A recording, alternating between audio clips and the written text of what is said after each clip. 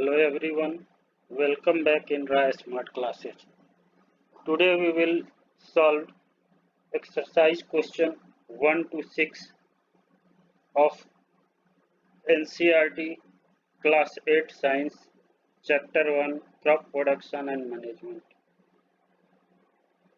One more advice for all of you that if concept of the chapter is clear, MCQs, fill in the blanks and word question has also been revised. If you will revise chapter regularly, that type of questions have already revised. Only short and long type questions to be practiced. You may watch our chapter concept video for revision. At the end of each slide, hold a slide for a minute so that you can write down the solution for offline revision and practice. Now let us see the question.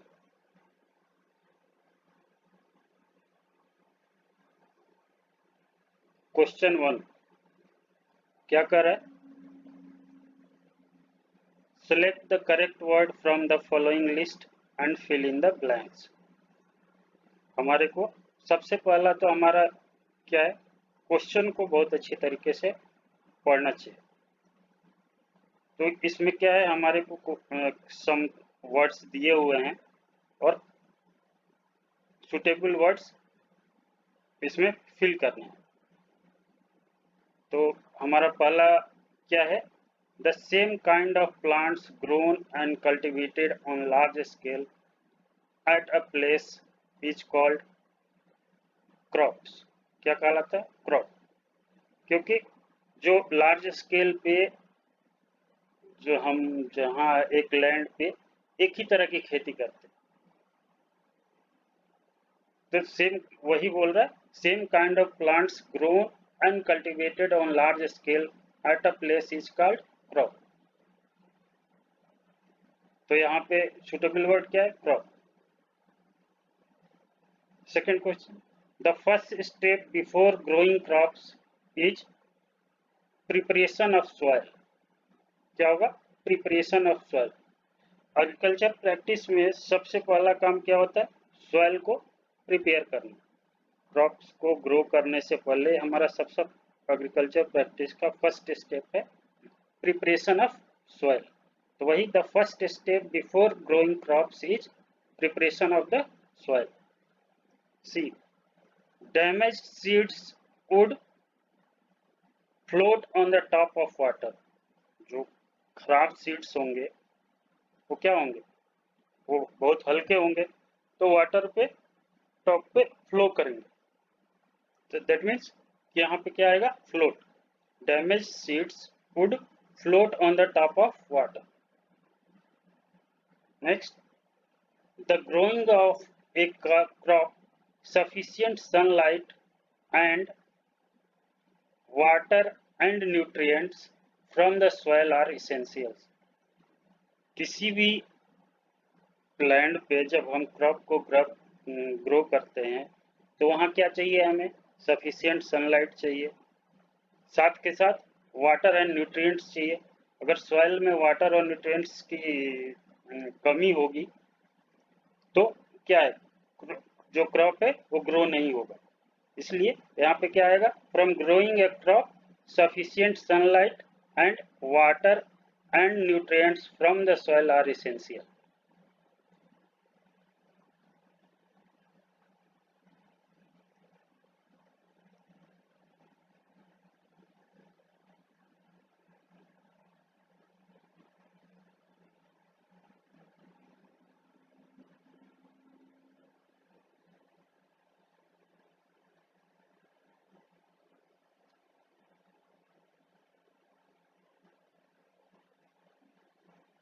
Continue to next question. Question number 2. क्या? Match items in column A with those in column B. हमारे को A column और B column, दो column दिया हुआ है और इनको मैच करना है। मतलब क्या है, खरीफ क्रॉप्स। तो खरीफ क्रॉप्स क्या होता है, food for cattle, urea and superphosphate, animal excreta, cow dung, urine and plant, wheat, gram, pea, paddy and maize. तो जो खरीफ क्रॉप्स क्या होता है, kharif crops paddy and maize होता है। वैसे ही रबी क्रॉप्स, तो रबी क्रॉप्स क्या है इसमें, तो खरीफ क्रॉप्स का क्या आएगा सुटेबल, पैडी एंड मैजी। वैसे ही रबी क्रॉप्स का सुटेबल क्या आएगा, व्हीट, ग्राम, पीज, ये सारे रबी क्रॉप्स हैं, तो ये आएगा। केमिकल फर्टिलाइजर, केमिकल फर्टिलाइजर क्या होता है, यूरिया और सुपर फॉस्फेट। यूरिया केमिकल है, सुपर फॉस्फेट भी केमिकल है, तो केमिकल फर्टिलाइजर क्या है, urea and super phosphate. Organic manure, जो नेचुरल मैन्योर होता है वो कैसे बनता है, एनिमल एक्सक्रीटा से बनता है, काउ डंग होता है, यूरिन होता है एंड प्लांट वेस्ट से बनते हैं। तो जो इसका सुटेबल आएगा organic manure, that means animal excreta, cow dung, urine and plant wastage. तो इसके आंसर्स क्या होंगे, kharif crops paddy and maize, rabi crops wheat, gram, peas, chemical fertilizers, urea and superphosphate, organic manure, animal excreta, cow dung, urine and plant wastage.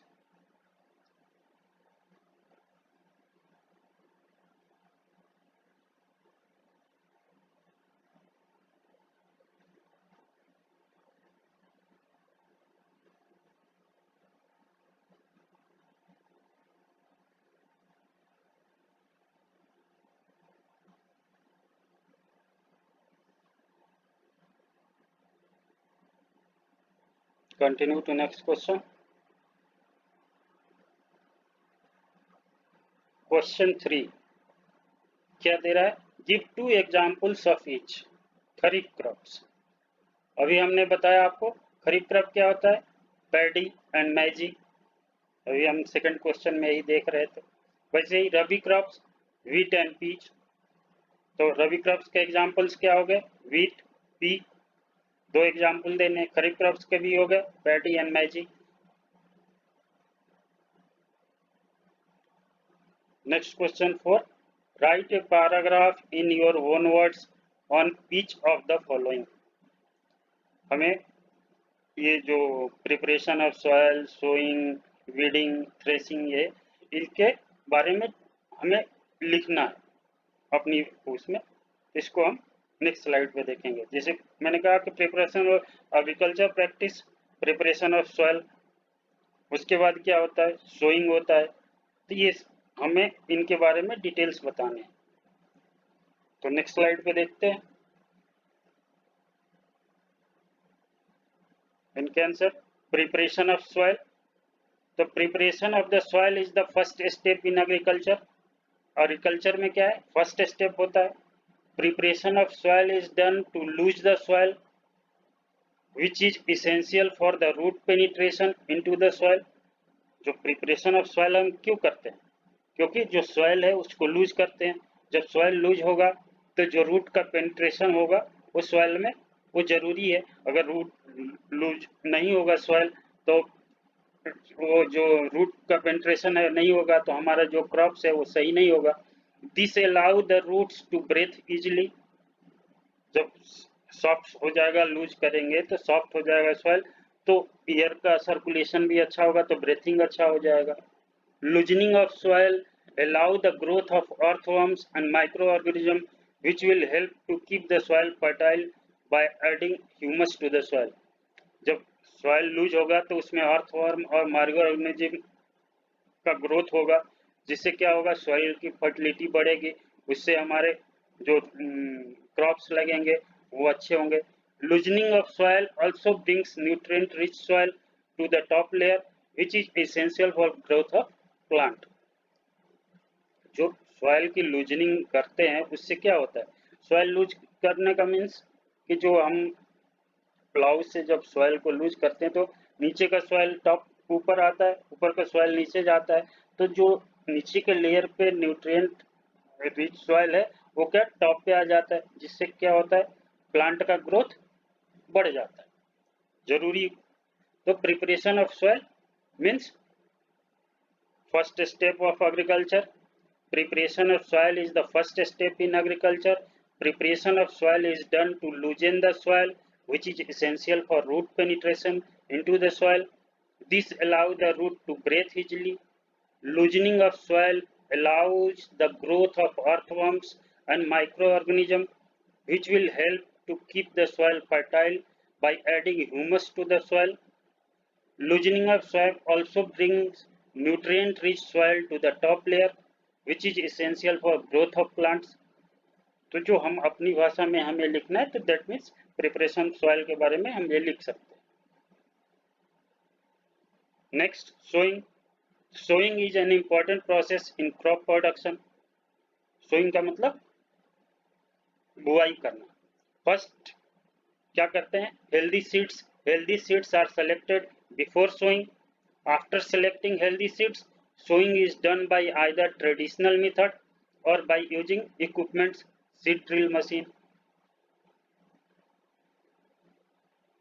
तो जो sowing है वो production की, हम जब लूजनिंग कर लेते हैं तो सोइंग का काम करते हैं। सोइंग के लिए सबसे पहले तो हम हेल्दी सीड्स खोजते हैं पहले, फिर जब हम हेल्दी सीड मिलता है तो उसको या तो ट्रेडिशनल मेथड से या फिर बाय यूजिंग इक्विपमेंट, जिससे सीड ड्रिल मशीन आता है, उससे हम सोइंग करते हैं।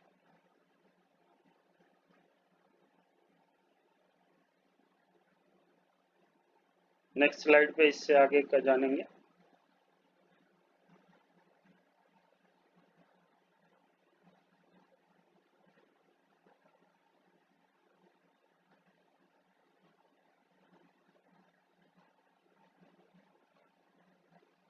नेक्स्ट स्लाइड पे चलते हैं। सी क्या है, वीडिंग। वीडिंग मतलब जो एक प्लांट के साथ एक्स्ट्रा प्लांट का ग्रोथ होता है उसको रिमूव करना। The removal of unnecessary plant from the field are called weeding. जो हमारा क्रॉप है उसके साथ जो अननेसेसरी प्लांट जमते हैं उसको क्या, वीडिंग्स बोलते हैं। Weeds compete with crop plants for nutrient and water। जो वीड्स होते हैं वो क्या करते हैं, जो हमारे क्रॉप प्लांट्स को न्यूट्रिएंट की जरूरत होती है और वाटर की, वो उनको भी जरूरत होती है, तो उससे क्या होगा, वो भी ले लेंगे, तो हमारे क्रॉप्स का जो है उनको उतना नहीं मिलेगा, तो ग्रोथ नहीं होगा। This will reduce the yield of desired crops. तो जब उनका ग्रोथ सही नहीं होगा तो जो उनका प्रोडक्शन है, मतलब जो उनका यील्ड आएगा वो कम आएगा। Weeds also interfere while harvesting and gate mixed with crops. जो वीड्स हैं, जो एक्स्ट्रा प्लांट हैं, जब हार्वेस्टिंग हम कटाई करते हैं उस टाइम भी हमें दिक्कत करते हैं, क्योंकि जो क्रॉप्स के साथ ही वो भी मिक्स हो जाते हैं। Some weeds are poisonous to animal and humans. कुछ वीड्स जो होते हैं वो जो पॉइजनस होते हैं एनिमल और ह्यूमंस के लिए। Tilling is a common method which helps removal weeds before sowing crops। Tilling क्या है, एक प्रोसेस है जो वीड्स को बाहर सोइंग से पहले ही किया जाता है, उसको हम निचोड़ते हैं, मतलब खींच के निकाल देते हैं manually. Manual method like physical removal of plants are used to remove weeds। Some weedicides are sprayed to get rid of weeds। कुछ weedicides आते हैं, but this method may affect the health of farmers because of chemical used as weedicides। जो weedicides का भी हम इस्तेमाल करते हैं weeds के जो हैं, जिससे कि weeds खत्म हो जाते हैं, लेकिन क्या है, weedicide chemicals होते हैं, तो वो chemical मतलब क्या, वो भी some poisonous material है, तो हमारे हेल्थ के लिए बहुत अच्छा नहीं होता है। वेडिंग के मीनिंग क्या है, वेडिंग को हम क्या लिख सकते हैं, removal of unnecessary plant from the field of called weedings। Weeds compete with crop plants for nutrients and water। This will reduce the yield of desired crops। Weeds also interfere while harvesting and get mixed with crops। Some weeds are poisonous to animals and humans। Tilling is a common method which helps removal of weeds before sowing crops.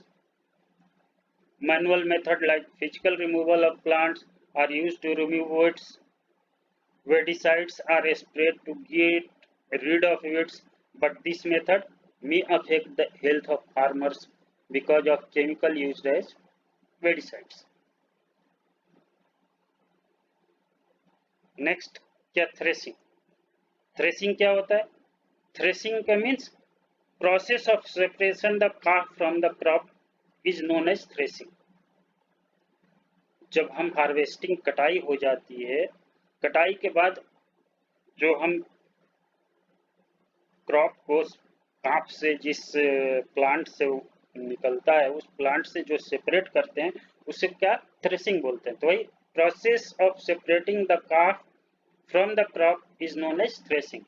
Threshing is carried out by machine called combine, which is harvester as well as thresher. आजकल threshing कैसे? Machine के through, जो already जो harvester होता है उसमें उसके साथ होता है जो थ्रेसिंग करके ही आता है, या थ्रेशर के थ्रू करते हैं। Threshing is also done by winnowing, where to blow of wine is used to separate the chaff from the crops. Threshing winnowing के थ्रू भी करते हैं, जो हवा के साथ उड़ाते हैं। तो उसमें क्या होता है? विनोइंग मीन्स उड़ाना। हवा जब चलता है तो उसके साथ हम उड़ाते हैं, तो उससे क्या होगा कि जो लाइट मटेरियल है वो दूर चला जाएगा और जो हवा के साथ दूर गिर जाएगा, और जो हेवी मटेरियल है जो क्रॉप्स है वो वहीं साइड में गिर जाएगा। तो वहां भी सेपरेशन, थ्रेसिंग वहां भी हो।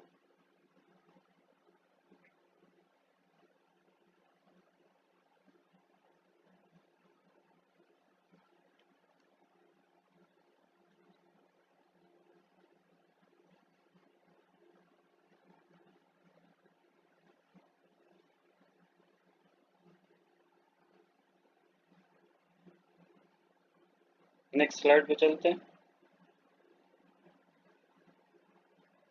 Question 5, explain how fertiliser are different from manure. क्या हमें बताना है कैसे फर्टिलाइजर मैन्योर से अलग है। तो फर्टिलाइजर क्या है? Fertiliser is inorganic substance. जो फर्टिलाइजर क्या है? इनऑर्गेनिक सब्सटेंस है, मतलब केमिकल से बना हुआ है। मैन्योर क्या है? ऑर्गेनिक सब्सटेंस है, जो नेचुरल तरीके से बनता है। Fertiliser are prepared artificially. जो फर्टिलाइजर है वो आर्टिफिशियली फैक्ट्री में बनाया जाता है। Manure is obtained by decomposition of animal, plant and human waste. जो मैन्योर कैसे बनता है? बाय डिकम्पोजिंग, जो एनिमल, प्लांट और ह्यूमन का वेस्ट होता है उससे, उसकी डिकम्पोजिशन से मैन्योर ऑब्टेन्ड होता है। Fertiliser prepare in factories, manure prepare in fields. Does not provide humus to soil. Chemical है तो ह्यूमस माइक्रो ऑर्गेनिज्म और उसमें ये होता नहीं, तो उससे ह्यूमस तो आएगा नहीं, तो सॉइल में ह्यूमस नहीं आएगा। तो manure provide humus to soil. Fertiliser क्या है? Rich in plant nutrients. Fertiliser जो है वो प्लांट के न्यूट्रिएंट्स के लिए नीच होता है, क्योंकि नाइट्रोजन, पोटास, पोटेशियम ये सारे केमिकल से बने होते हैं, तो उसमें ऑलरेडी वो मात्रा डाला जाता है। परसेंटेज जिस हिसाब से हमें चाहिए उस हिसाब के फर्टिलाइजर तैयार होते हैं, तो ऑलरेडी रिच इन न्यूट्रिएंट्स है।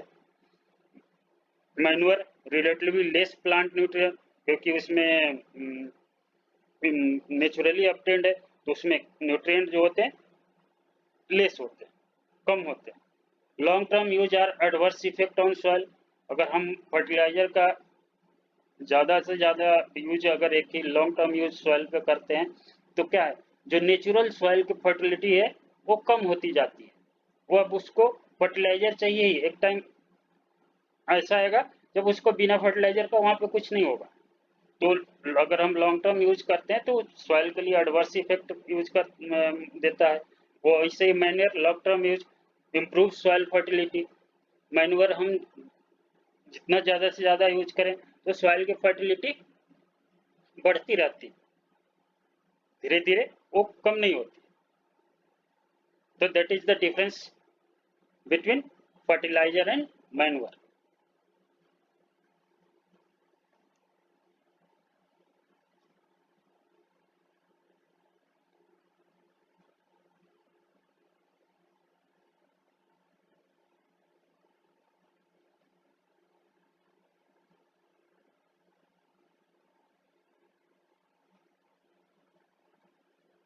नेक्स्ट स्लाइड देखते हैं।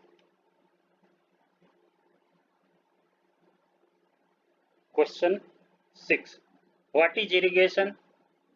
Describe two method of irrigation which conserve water. क्या इरिगेशन क्या है और क्या हमें दो मेथड इस इरिगेशन का बताना है जो वाटर को सुरक्षित कंजर्व करता है।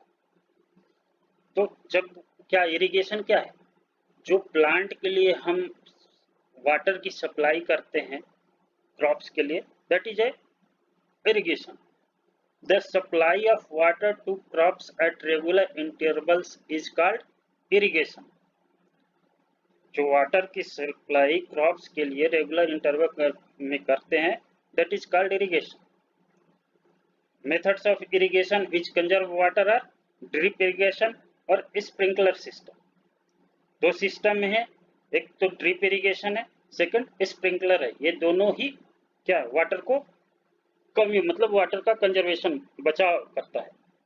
हियर ड्रिप इरिगेशन में क्या होता है? Here the water goes drop by drop directly into the roots. This method is very useful as it conserve the water and also help in avoiding weeds. जो drip irrigation है वो सबसे best method है क्योंकि इसमें water बिल्कुल भी waste नहीं होता है। वो डायरेक्ट हम पाइपलाइन लैंड में बिछाते हैं और रूट्स के पास ही छोटे छोटे होल किए रहते हैं, तो जिससे डायरेक्टली रूट के पास ही जाता है। आसपास का एरिया भी ड्राई रहता है। अगर आसपास का एरिया ड्राई रहेगा तो वीड्स भी नहीं होंगे क्योंकि उनको मिलेगा नहीं न्यूट्रिएंट। तो ड्रिप इरिगेशन सबसे बेस्ट मेथड है। सेकंड स्प्रिंकलर सिस्टम, ये क्या होता है? ये भी हम पाइपलाइन बिछाते हैं लैंड में और वहां पे एक परपेंडिकुलर पाइप लैंड में जोड़ते हैं और एक नोजल राउंड रोजल लगा देते हैं जिससे कि टाइप ऑफ रेन, जब हम इधर से प्रेशर से पानी सप्लाई करते हैं तो टाइप ऑफ रेन हमारे प्लांट्स पे को पड़ते रहते हैं, उससे भी वाटर का कंजर्वेशन होता है। तो this method is in use in mainly uneven land where sufficient water is not available. Mainly sprinkler system कहाँ यूज होता है? अनइवन, जहाँ पे बराबर नहीं है लैंड, कहीं ऊंचा है कहीं नीचा है, जहाँ पे वाटर सफिशिएंट मात्रा में अवेलेबल नहीं है। The perpendicular pipes having routing nozzle on top are joined to the main pipeline at regular interval. एक परपेंडिकुलर मैंने कहा ना कि जो मेन पाइपलाइन है वो जहाँ हमारे को प्लांट लगाना है उसमें एक रेगुलर इंटरवल पे लगा देते हैं, साथ के साथ पाइप जो परपेंडिकुलर है उस पे नोजल लगा देते हैं। When water is allowed to flow through a main pipe under pressure with the help of a pump, it escapes from the rotating nozzles. जब वाटर हम मेन पाइपलाइन में प्रेशर के थ्रू भेजते हैं तो क्या होता है? जो रोटेटिंग नोजल है वहाँ खुलता है और जस्ट लाइक रेन हमारे प्लांट पर it gets sprinkled on the crops as if it is raining, जैसे कि बारिश हो रही है। तो ये दोनों ही तरीके से वाटर का कंजर्वेशन होता है। यहाँ पे वाटर का जो लॉस है बहुत ही ना के बराबर, मतलब ड्रिप इरिगेशन में तो मैंने कहा सबसे बेस्ट मेथड है जहाँ कंजर्वेशन ऑफ वाटर बहुत ही अच्छा हो तरीका है। सेकंड थिंग स्प्रिंकलर सिस्टम, ये भी कंजर्वेशन ऑफ वाटर इसमें भी बहुत होता है।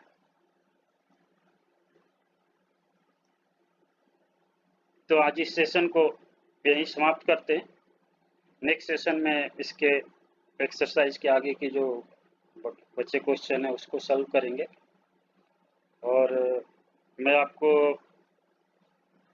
शुरू में भी कहा कि अगर आप चैप्टर के कंसेप्ट को थॉरली रिवाइज करते रहेंगे तो जो आपके एमसीक्यूज हैं, fill in the blanks, one word question है, वो अपने आप रिवाइज हो जाएंगे।